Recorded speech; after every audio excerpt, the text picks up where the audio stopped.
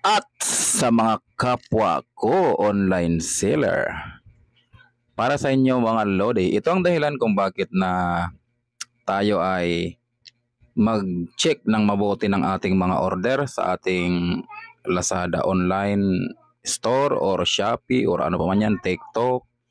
Tayo dapat ay mag-check ng ating mga i-release na order. Tulad na lang nito, ang naging income ko is 22 pesos mga idol dito sa ano ko na to, account ko. Actually, tingnan nyo sa may income. Oh, ito 22 pesos to release. To be released tomorrow. Imagine niyo naging 22 pesos. Wala naman akong binibintang items na halagang 20 pesos. Ang items na pinakamababa kong binibinta dito sa store is beef. 125.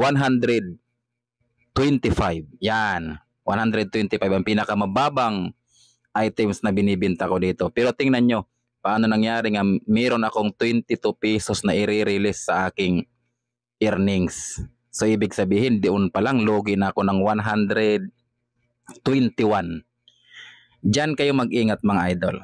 Ito, tingnan mo ito isa Itong stripe, ito stripe, spag tops high quality. Actually, ang presyo niyan is 125.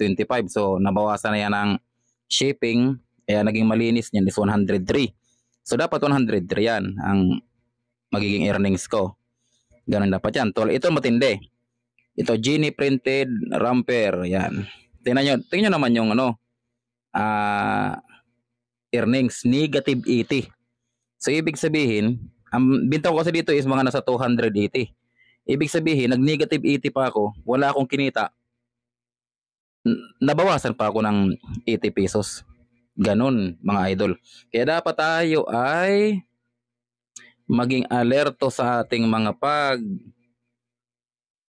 papadala or mga pag-ship. Kasi si Lazada, promo lang siya ng promo nang wala sa ayos. Pre-shipping lang siya ng pre-shipping. Pero ang mga pre-shipping, doon niya binabawas sa kay seller. Hindi niya sinasagot ang pre-shipping ng hinanga-nga niya. Kaya dapat maging alerto tayo ng mga seller. Siya kasi, si Lazada kasi, tanggap lang ng tanggap yan. Kaltas lang ng kaltas sa atin.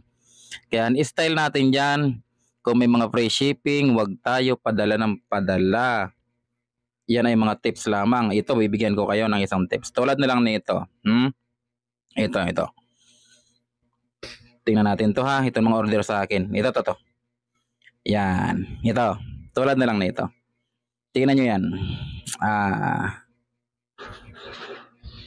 339 yung binta ko dyan. Tapos Lazada discount niya is 90 pesos. Tapos naman yung shipping fee niya is free. Wow! Free shipping siya. Kung malayo pa siya na lugar, kakaltas yun sa seller. Walang in-income si seller kahit piso. Logi pa. Kaya dapat bago tayo magpadala sa mga customers natin, mga idol, i-check natin ang mabuti yung mga order nila. Kung kikita ba tayo, hindi. Sa oras na maraming free, maraming mga binibigay sila sa atin ng mga free, pero ikinakalta sa atin, tayong sumo-shoulder, hindi naman siya. Huwag natin padalhan para hindi tayo maging kawawa. Tulad na lang sa kapatid ko, namuhunan siya 100,000. Padala lang siya ng padala dyan sa mga free shipping na yan. Na ang dami-dami pa mga kung ano-anong mga promo na kinakaltas din sa kanya. Free shipping na nga, tapos meron pa sin mga discount pa na 90 o 100. Nagulat yung kapatid ko Yung 100,000 niya, pagbalik, naging 50 mil na lang. Nalugi siya ng 50k. Nagpagod ka na, naghirap ka na. Nagastos ka pa sa plastic pouch, nagastos ka pa sa waybill, tapos gasolina mo syempre. Pero ang nangyari, imbes nga kumita, nalugi ka pa ng kalahati ng pera. Kaya